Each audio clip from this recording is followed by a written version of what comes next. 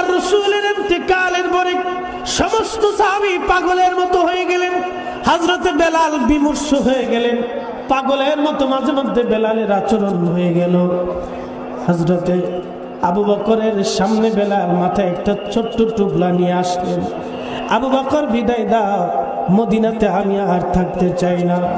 কেন রে বেলাল, কি হয়েছে? বলে মদিনা আমার ভালো লাগে না। কেন বলো, তোমার কিসের অভাব আছে?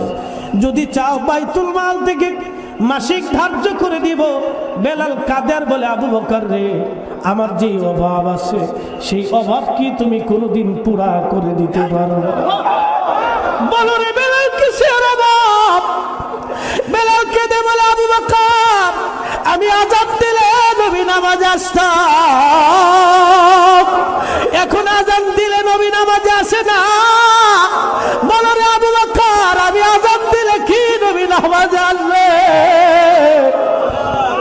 আমি আযান দিলে যদি নামাজে আসে, বলো আমি মদিনায় থাকবো। বেলাল কি আবু বকর দেখে বলে, বেলাল দেখ, তুই কি রাসূলকে বেশি ভালোবাসিস? আমি আবু বকর কি নবীরে ভালোবাসি না? বেলাল দেখে বলে, আবু বকর তুমিও ভালোবাসো, আমিও ভালোবাসি। তোমরা রাসূলের রওজা শরীফ দেখলে সহ্য করতে পারো, আমি বেলাল রওজার দিকে তো খুব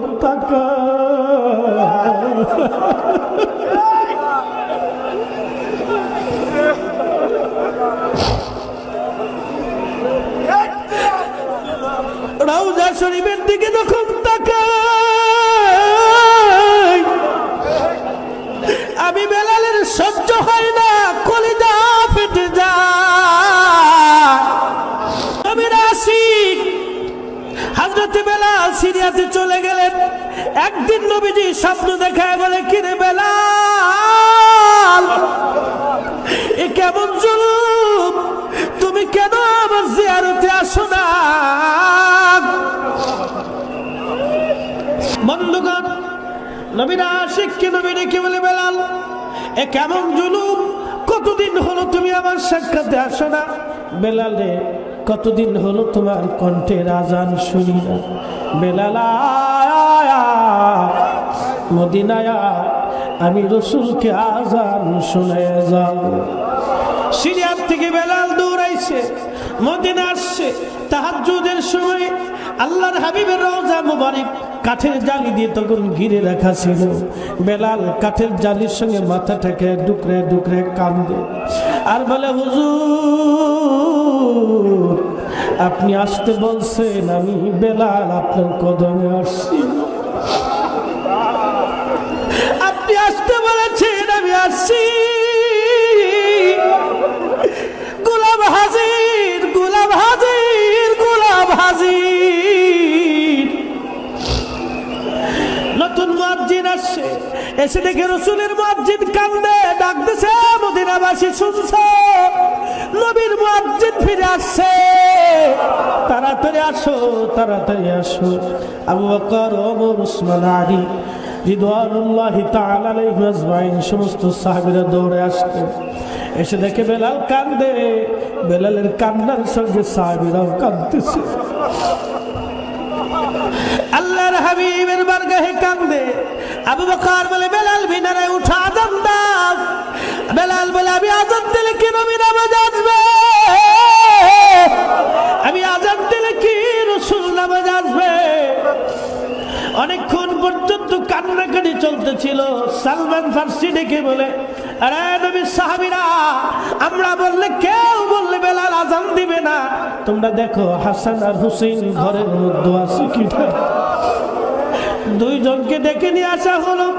ইমাম হাসানকে দেখতে আল্লাহর হাবিবের মতো দেখা যাইতো, অনেক সুন্দর রাসূলের চেহারার মতো চেহারা পেয়েছিল। অনেক সময় নাতির চেহারা দাদার মতো হয়, নানার মতো হয়ে যায়, মামার মতো হয়, চাচার মতো হয়, বাবার মতো হয়, মায়ের মতো হয়। বন্ধুগণ, ইমাম হাসানের চেহারা দেখতে রাসূলের মতো দেখা যাইতো, ইমাম হুসাইনকেও রাসূলের মতো দেখা যাইতো। হযরত বেলাল রওজা শরীফ থেকে উঠে ইমাম হাসানের বুকের মধ্যে মাথাটাকে ডুকরি ডুকরি কাঁদতেছিলেন। ইমাম হুসাইনের মাথার মধ্যে বুকের মধ্যে মাথাটাকে ডুকরিয়া ডুকরিয়া কান্দে। হযরত ইমাম হাসান ডেকে বলে, নানার মুয়াজ্জিন যেই কণ্ঠে নানার আজান শুনাইতা ওই কণ্ঠেও তুমি আমাদেরকে আজান শোনা।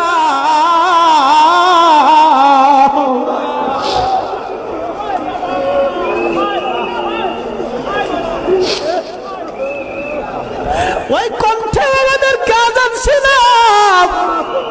নবীর মুয়াজ্জিন দৌড়ে আজান দিলেন, আল্লাহু আকবার, আল্লাহু আকবার, আল্লাহু আকবার, আল্লাহু আকবার।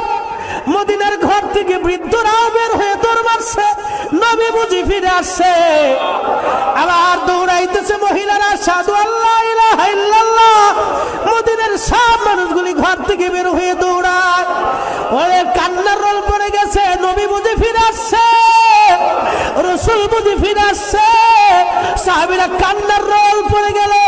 বেলাল যখন আযান দিচ্ছে, আশহাদু আন্না মুহাম্মাদার রাসূলুল্লাহ, মদিনার মাটিগুলি থরথর থরথর করে কেঁপে উঠছে। নবীর মুয়াজ্জিন বেলাল অজ্ঞান হয়ে জমিনের মধ্যে পড়ে গেলেন। যখন হুঁশ ফিরে আসার পরে হযরতে বেলাল রাদিয়াল্লাহু আনহু নবীজি রওজা মুবারকের পাশে যায়, কান্দের বলে, হুজুর আমি আযান দিছি, আপনি নবী নামাজে আসেন।